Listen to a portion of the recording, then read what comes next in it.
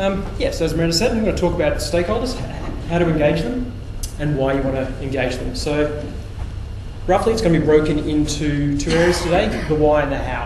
I'm going to try and move through the why reasonably quickly because you probably all have a fair idea of why you should be engaging them anyhow.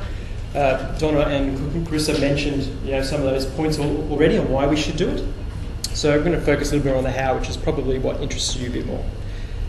But first, I think it's important to kind of set that foundation of why we should do it. So I am going to cover it a little bit. So basically, why? Why invest so much time and effort into getting stakeholders on board, building empathy, and engaging them? And I'm going to switch over to Tanya, who's forgotten she was going to say the war story now. I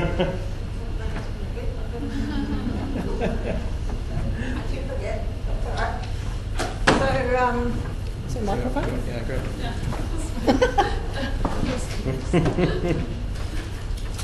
Alrighty, so in 2003, one of the first projects I did at HiPPO, I had the opportunity to do a full user-centered design process for the redesign of a large print and government agency, which should remain nameless. So we had the opportunity to do rigorous research and testing and design. We went out in the field, we did focus groups, we did research, a lot of qual research, we did interviews.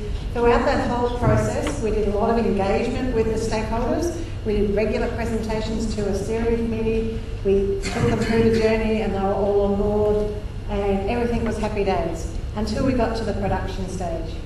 Then when we wanted all the content from the business stakeholders, we realised that we hadn't engaged the right level of stakeholder. The whole project came to a grinding halt because the whole middle management level had not been engaged, and we incorrectly assumed that the senior executives would trickle the information down to their subordinates, and it hadn't happened. So there was a lot of, what do you mean you're doing this? Who told us? No one asked us, and they weren't engaged. So we pretty much had to stop the whole project and pretty much do a roadshow to get them all on board. So probably held up the project by a good month or two. Cheers, thanks, Tanya. You can go back to your lunch now. Sorry about that. Right, so essentially, if I can kind of summarise that, we'll boil it down, is that engagement is a success factor. Clearly not the only factor to consider, there's a whole bunch of them, but I think it's a pretty important one, and that's why you should be doing it largely. It's important to point out as well that when we talk about engaging stakeholders, I kind of think of two types of engagement. There's engaging those types of stakeholders that will help your project. Okay, so obviously you want them on board because they're the ones who are going to clear roadblocks, get funding for you, all that kind of stuff. There's also the other type of stakeholders who have the potential to hinder your project, right? So you still want to engage them. You can't just go, they're not going to help me, I'll ignore them. You still need to engage them, essentially as like a risk management kind of strategy. So the point of engaging them is essentially to help the stakeholders build understanding of your project, understanding of your users, right? So you can't really expect those stakeholders to support you if they know nothing about your project or why you're doing it or who you're doing it for. So, if you want them to come on the journey and support you, you need to build their understanding. And I'll talk a little bit about how later on. So as we build understanding, you get this nice little snowball happening, right? Is that as they understand what's happening a bit more, what you're doing, who you're doing it for and why, they start to get a bit more engaged because now they're interested, right? And as they get more interest, they check in more often, things like that, they start reading a bit more information, they start to deepen their understanding. And this happens in a little cycle, each feeding off each other, and eventually you get to empathy, right? So not an easy journey, it's easy to say in a sentence, but it's a bit of a hard road. So the idea is the end goal is you want to bring this empathy, as Carissa already said earlier, and Donna as well, actually. But I want to differentiate between two types of empathy in the psychology world. They tend to break it into emotional and cognitive, right? So the emotional, if you can get it, is great, but that's crazy hard, right? So it's hard to get a 60-year-old male senior executive to empathise at an emotional level with a young mother of two on a low income, right? If you can do that, you're awesome, right? And I would love to see you talk. But what we're more focusing on is the cognitive empathy, right? Understanding your emotions is great. Understanding their thoughts will really help a lot still in the project. Okay, so we don't necessarily need the emotional side, but understanding how someone thinks and therefore how they can behave becomes a big plus. So what's this got to do with HiPPOs? I'll get that in a sec. So essentially, as Donna mentioned this a bit earlier too, is that once your stakeholders start building empathy, they start thinking about the user in terms of who they are, they've got goals, they're trying to achieve stuff, they've got desires. It's less about that, it's more about that, and less about treating them as profit margins, numbers and spreadsheets, stuff like that. And when this starts to happen, you get what we call I don't know if anyone knows the acronym, but the highest paid person's opinion, the HiPPO, right? You start to see a shift in the way they talk. Instead of them saying, oh, I think we should be doing this or we should be doing that, they start to shift and start kind of doing it from a user perspective, saying, is that what the user wants? Are you sure that's the way they'll do this if we enact that? So you get that shift in the language and obviously their actions and stuff as well. So you want to move your HiPPOs into that kind of mindset. And they start to focus then on outcomes for the users. Clearly they've still got business objectives to meet as well. We can't deny that they exist. But they start to focus in terms of user outcomes as well and become a bit more user-centered in their thought process. So essentially that's what we're trying to do. We want to initially do the engagement, to build understanding, to get to empathy. Right? We can't just head straight to empathy. It doesn't work. You've got to build it up. So that gets us to the how. Just a quick rundown of the why, the how. So I'm going to run through a few ways that we try to build engagement and understanding and eventually empathy at PeakXD, but these are also stuff that you should be able to take back to your own organisations and do yourselves. So where it all starts, as most things, you first seek to understand. So pretty much when you start on any task, you want to understand it first, okay? So generally there's project kickoff meetings, generally one of the first things that happened. Not only is this just good project management practice, but these can be really helpful because often your stakeholders attend these meetings. So you get to already start engagement and start asking questions. If they're not there, this is your chance to find out who they are, where they are, and how to get to them. Right, so the kickoff meeting, very important. Some of the other things you can do, if they're not at that meeting, is once you find out who and where, you can do some stakeholder interviews, some one-on-ones, one-on-twos, or some workshops. So often with stakeholders, there could be committees and stuff like that. So obviously sometimes it's easier, they might meet every 2 weeks. Sometimes it's easier to get a slot in that meeting, run a bit of a workshop. And during this process, you're seeking to understand, right? So you're asking them questions, from their perspective, how does this project fit into your strategy? How does this project going to help your other projects? What does success look like for this project for you? Right? So you get an understanding of what they want out of it. So essentially what we're doing is user research, but on the stakeholders, right? So once you understand that, now you know ways in which you can get them engaged. Okay? So this gives you lots of little hints on the things that they're interested in, things that if you can also deliver on those things, you're going to become far more engaged and interested in your project. Next step, get some exposure for your stakeholders to your users, but not that kind of exposure. Do not let your stakeholders do that kind of exposure to your users. Anyway, sorry, bad joke. So, but the point is, contact with users is the fastest way that you will get them to build empathy, right? You can give them lots of documents and stuff like that, but contact with real users is really the way that you're going to get empathy the fastest.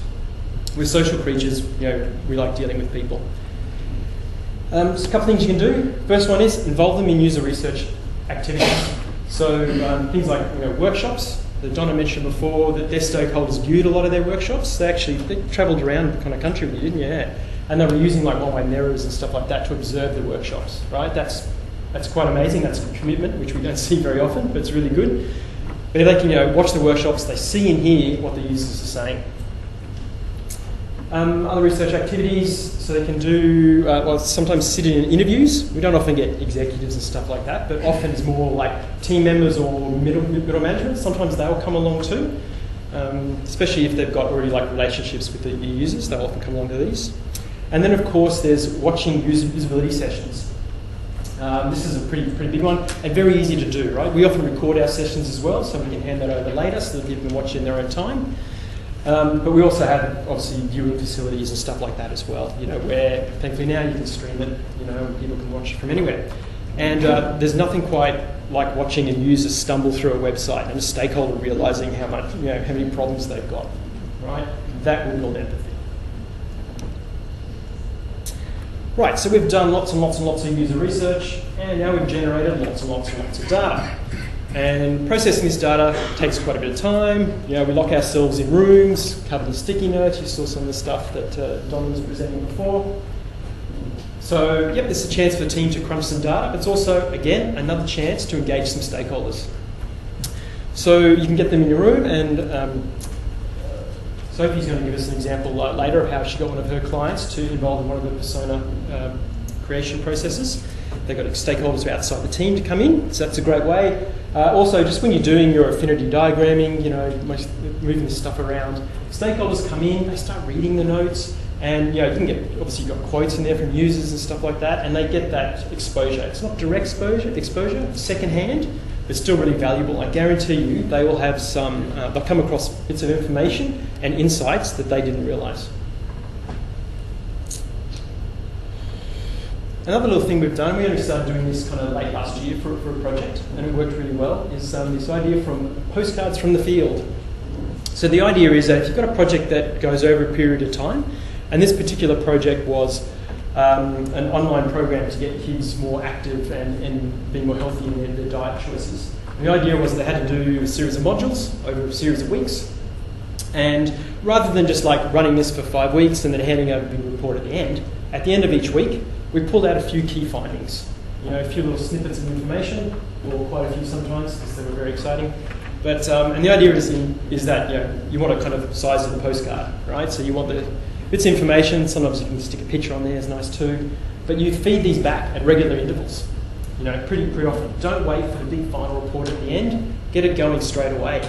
And nice little digestible bits of information can help really get the stakeholders engaged. Initially it's just something that might come on, and then they go, oh, and they start going, when's the next one coming? And so you kind of feed these through all through the project rather than waiting to the end. What else? Co-design workshops. So I've run quite a few of these, and there's probably quite a few people here some people, that have done these with us already. The general idea is you get a bunch of stakeholders in the room, probably want at least 6. More than 10 starts to get really hard, so probably keep it less than 10. And the first thing you do is share the user research. Okay, you've done your research, you've pulled out all these great insights, share it with your stakeholders. Tell them the issues the users are having. What tasks and goals do the users have? So you share this information first. And then, normally because we're dealing with like websites and apps and stuff like that, the next thing we do is like a round of sketching. Okay, and this isn't just sketch let's say it's the home page or some other product content page or wherever the main pages of the site are. You don't just say, hey, draw something that'll be good, right? You say, draw something that either satisfies user goals or needs or resolves some issues that the users have. Okay, so it's not just hey, I want a picture of a boat. It's something that actually has a purpose. And this is quite fun because you often get a lot of senior people who haven't done drawing for quite a long time. So there's a lot of joking and laughing about each other's stick figures, but that's okay. So, and then depending on time, if you don't have much time, you can just do a bit of a share around the circle. You kind of like, do a bit of a pitch for your design, share some ideas, a bit of cross-pollination. If you do have time, and what we would like to do is you stick them up on the wall and you do just like sticky dot voting on them, right? And again, it's not just like, well, that's a cool feature, we should do that. It's, yeah, that feature does achieve that goal really well. That's good. That one will solve that issue really well. Okay, so you're always voting, keeping in mind those users, the user research. And then after you've done that, you can do like another round of sketching as well. So you can borrow each other's ideas, enhance ideas, build on it, stuff like that. And then the end result actually differs a little bit who you're doing it with. We often do these with users as well, so whether it be students for a university or something like that. In those scenarios, we tend to do it with the light of actually getting some designs out of it that essentially uses visual requirements. We kind of say like, oh, actually they want calendars or they want some other feature. For stakeholders, mostly it's about engagement, right? The stakeholders have just spent 2 hours sitting in a room thinking of nothing but the user's goals and the issues they've got and how to solve them, right? That's incredibly powerful. It's really, really useful. So if you get any useful designs out of it, that's a bonus. Okay. Often you'll still get some, I'll just call them visual requirements. So things that they obviously put prominently on home pages and stuff like that is obviously stuff that they care about and want, messaging and things like that. But mostly it's about that engagement. And one of my last points, testing their ideas. So we've probably all had some stakeholders, tend to be a bit more senior, who think they already know the answer. They've already got the solution and they won't let go of it. In light of user data and stuff like that previously, they're like, no, this is what we should do. We actually had a case of a Director General at a Queensland Government department who was adamant the website needed a splash screen. Okay? This was a few years ago. They could suggest it now. But everyone's like, these things never test well. People hate splash screens, right? Wouldn't let the idea go. So what you can do, in a nice way, is test that idea. Okay? So often do usability testing. You make that as part of your task, add it into your prototype, whatever it's whatever you're testing. And when all the data comes back, and you go, yep, that's what we thought. Take it back to them, right? Show them the videos of the users saying not very nice things about it. Okay? Don't walk into the meeting room, throw it on the table, and just go, ha, told you so. Tread carefully, right? This is their idea. You don't want to just crash it too much. So, just let the data do the talking. Obviously, be a little bit have some tact. Just kind of say, look, 90% of the users had negative comments about this. What do you think we should do about it? Stuff like that. So, testing ideas is good. Probably use it as a last resort if you have to, though. I wouldn't go straight there. So, quick recap. Engagement. It can be a part of success factor for your project. Okay, if you don't engage stakeholders, as Tanya kind of gave you the story earlier, bad things tend to happen. So you start with engagement because that's what you do first. Build understanding, get to empathy. And as I said, it's easy to come up here and say it, but doing it way harder. Okay, and sometimes you don't always get there.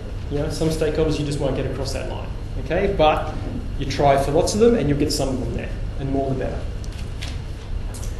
And once you get that empathy stage, that changes their kind of focus, right? They become less self-focused and more about, okay, how can we get these user outcomes? Obviously, still got business outcomes they want as well, but now we're kind of going for a win-win here. And lastly, there is lots of ways to engage stakeholders, right? What I've run through is just a small set. There's tons more. But these are ones that hopefully you can take away today and try yourself. Thanks very much.